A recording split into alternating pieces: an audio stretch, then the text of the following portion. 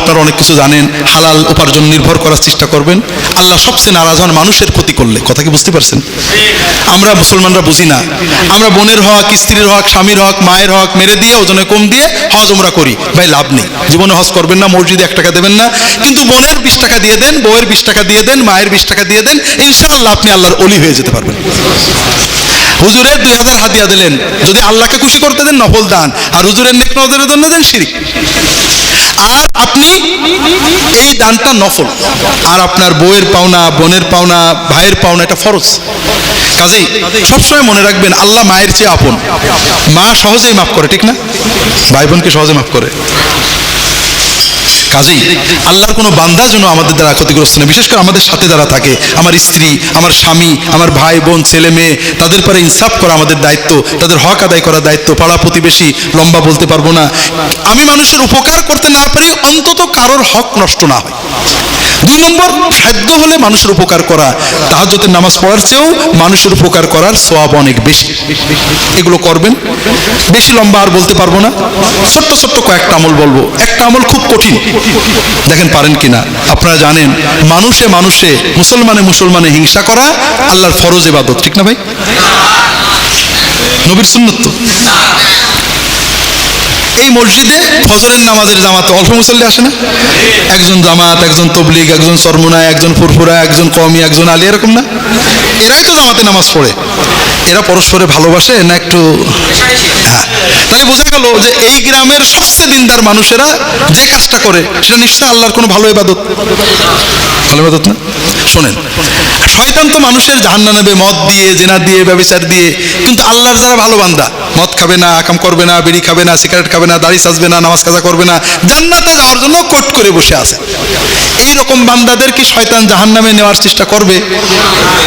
করবে না? কি করবে? ওরা তো মদও খাবে না, ওরা নামাজ কাজা করবে না, দাড়িও ছাটবে না, কি করে নেবে?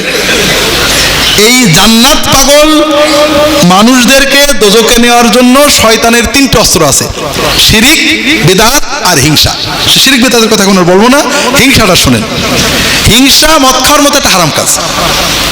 কোন মুসলমানকে দুশ্মন মনে করা, তাকে শত্রু মনে করা মদ খাওয়ার মতো হারাম কাজ। এটাকে বুগদ বলে আরবিতে। তবে মদ খেলে একটা গুনাহ হয়, আর হিংসা বিদ্বেষে গুনাহ তো গুনাহ হয়, নেক আমল পুড়ে পুড়ে ছাই হয়ে যায়। তাহলে শয়তানের কোনটাই লাভ বেশি?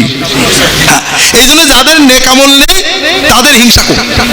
দেখবেন নাচ গান করে, সিনেমা করে, কিন্তু এত হিংসা করে না। কিন্তু আমরা যারা দিনদার তাদের ভিতরে হিংসা বেশি, কারণ শয়তান জানে এরা 2-1 নাচ গান করলে দোজখে নিয়ে যাবে না, তওবা করে জান্নাতে চলে যাবে। কাজে এমন কাম দেব যে ওর সব নেক আমল পুড়িয়ে ছাই হয়ে যায়। তো ভাইরা, হিংসা শিখে ওই 2 দল মানুষ। এক দল হলো রাজনৈতিক নেতারা, তাদের স্বার্থটা কি? ক্ষমতায় যাওয়া, ঠিক না? তারা ক্ষমতায় যাওয়ার জন্য আমাদেরকে কি শিখায়? ও দেশের দুশ্মন, ও স্বাধীনতার দুশ্মন, ও জাতির দুশ্মন, ওর দুর্বিন, ওর মার ধর, এগুলো, ঠিক না? আর এক শ্রেণী হিংসা শিখাইছিল হুজুররা। কি স্বার্থে? মুরিদ, মহব্বত, ভক্ত ঠেকানোর স্বার্থে। আমরা রাজনীতিও করবো, হুজুরদের কাছেও যাবো। আমি কোনো হুজুরের খারাপ বলছি না, তবে আপনার একটা পরামর্শ দিচ্ছি। আমার কথাই, রাজনীতিবিদের কথাই নিজের মনে হিংসা আনবেন না। হুজুরদের কাছে যেতে হবে, উপায় নেই। তবে হুজুর যদি হিংসার কথা বলে, আল্লাহ হুজুর যা বোঝে বোঝে, আমিও তো বুঝেছি দিনে তোমার নবীর সব উম্মতের আমি ভালোবাসি। কথা বোঝেননি? আল্লাহর প্রিয় সবচেয়ে বড় ইবাদত হলো যে আপনি আল্লাহর দিকে তাকিয়ে, নবীজি সাল্লাল্লাহু আলাইহি ওয়াসাল্লামের দিকে তাকিয়ে, যে অন্তত লা ইলাহা ইল্লাল্লাহ বলেছে, মুহাম্মদুর রাসূলুল্লাহ বলেছে, আল্লাহ আল্লাহ রাসূলকে মানে, অস্বীকার করার মতো কিছু করেনি, এরকম সকল ইমানদারকে আপনার ভাইয়ের মতো, আপন ভাইয়ের মতো, রক্তের ভাইয়ের মতো তাকে ভালোবাসবেন, তার জন্য দোয়া করবেন। এটা হলো আল্লাহর প্রিয়তম একটা নেক আমল। যখন আপনার এই অন্তরের ভালোবাসাটা আল্লাহর জন্য হবে, আলেম উলামা সব আলেম, আল্লাহ আমি অত বুঝি নে, অমুক হুজুর দিনের কথা বলে, অমুক হুজুর দিনের কথা বলে, হুজুর অমুকের অমুকটা ভালো লাগে না, আল্লাহ তোমার নবীর সুন্নত দেখে সবাইকে ভালোবাসি, সব আলেমকে তুমি হেদায়েত করে দাও, সব মুসলমানকে হেদায়েত করে দাও। অন্তর দিয়ে সব মুসলমানকে ভালোবাসবেন, আল্লাহ আল্লাহ রসুলের দিকে তাকিয়ে আর কারোর দিকে তাকাবেন না। একজন মানুষ আমার নবীকে ভালোবাসে, বুঝি, নবীর কথা বলে, আল্লাহর কথা বলে, কিন্তু আমাদের ইমাম আবু হানিফাকে ভালোবাসে না, তার বিরুদ্ধে কথা বলে। ওই লোকটাকে আমরা ভালোবাসবো না হিংসা করবো? যদি ভালোবাসেন তাহলে বুঝতে হবে না, আল্লাহর আপনার কলবে ইমাম আবু হানিফার চেয়ে আল্লাহ এবং আল্লাহ রসুল বড়। আর যদি ও আল্লাহর কথা যাই বলে নবীর কথা, যেহেতু আবু হানিফার মিডিয়ায় আসেনি, ও ভালোবাসি না, তাহলে বোঝা যাবে আপনার কাছে আবু হানিফা আল্লাহ রসুলের চেয়েও বড়। খবরদার এরকম যাবেন না। মনে করেন একজন আলেম নেককার মানুষ আল্লাহ রসুলের কথা বলে, বুঝি শরীয়তে কোরআন হাদিসের কোনো কথা খেলাপ করছে না, দাঁড়িয়ে রাখে, নামাজ পড়ে, যাকাত দেয়, হারাম করে না, কিন্তু সে আমার পীর সাহেবকে গাল দেয়, অথবা আমার দলকে জামাত ইসলামকে গাল দেয়, অথবা আমার তবলিগকে গাল দেয়, আমি তার ভালোবাসবো না ঘৃণা করবো? যদি ঘৃণা করে বুঝতে হবে আমি আল্লাহর মহব্বতে না, দলীয় মহব্বত এসে গেছে। আর যদি বুঝি যে আমার দল পছন্দ হয় না, সে বোঝে না, ঠিক আছে, কিন্তু আল্লাহ রসুলের তো মহব্বত করে, আমাকে ভালোবাসতে হবে। এই ভালোবাসা পয়সা লাগে না, কিন্তু এর মাধ্যমে ঈমান মজবুত হয়, আল্লাহর পথে চলা সহজ হয়। কথা কি বুঝতে পেরেছেন? দ্বিতীয় আরেকটা কাজ, সেটা হলো সবসময় আল্লাহর জিকির এবং দোয়ায় জবানটাকে রত রাখবেন। জিকির দোয়া করার জন্য অজু গোসল জরুরি না, জিকির এবং দোয়া দুটো বিষয় বোঝেন। দোয়াও জিকির, আল্লাহ আমার বউটা ঝামেলা করছে, আল্লাহ ঠিক করে দাও, মেয়েটা শাশুড়ি অত্যাচার করছে, ঠিক করে দাও, আল্লাহ আমার এটা লাগবে দাও, রিক্সা চালাচ্ছেন অথবা রান্না করছেন আর বলছেন, এটাও কিন্তু দোয়া এবং জিকির।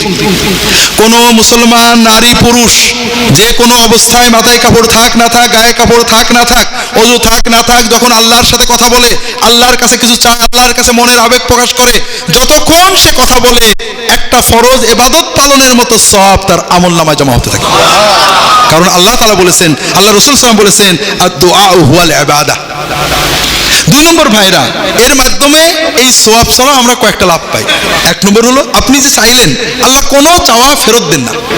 হাদিস শরীফে আসছে, যে কোনো বান্দা বান্দি যখন আল্লাহর কাছে কিছু চায়, আল্লাহ হয় তাকে ওই জিনিসটাই দেন, নইলে এই দোয়ার বিনিময়ে একটা বিপদ কাটিয়ে দেন, নইলে তার জন্য জান্নাতের সওয়াব জমা করে রাখেন, আপনার লস নেই।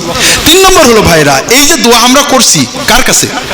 এই আল্লাহর সাথে আমাদের কাল্পটা জুড়ে গেছে। যেমন মোবাইলের চার্জ দেওয়ার জন্য কারেন্টে জুড়তে হয় না, কাল্পকে চার্জ দিতে হলে আল্লাহর সাথে জুড়তে হয় জিকিরের মাধ্যমে। এই যে আল্লাহর সাথে কথা বলছেন, আপনার কাল্বের ভিতরে আল্লাহর রহমত, বরকত, বেলায়েতের চার্জ আসছে। আপনি যতক্ষণ দোয়া করতে থাকবেন, কাল্ব শক্তি পাবে। এই জিকিরের মাধ্যমে আপনার অন্তরের ভিতরে গুনার প্রতি ঘৃণা আসবে, নেক আমলের প্রতি মহব্বত বাড়তে থাকবে। কথা কি বুঝতে পেরেছেন? ঠিক তেমনই যখন বসে থাকবেন রিকশায়, কাজে কর্মে, রান্নাঘরে, নবীজির শেখানো মাসনুন দোয়াগুলো, সুবহানাল্লাহ, আলহামদুলিল্লাহ, লা ইলাহা ইল্লাল্লাহ, আল্লাহু আকবার, আল্লাহুম্মা সাল্লি আলা মুহাম্মাদ ইত্যাদি পড়বেন। আল্লাহ তাআলা সবাইকে তৌফিক দান করুন, আমিন।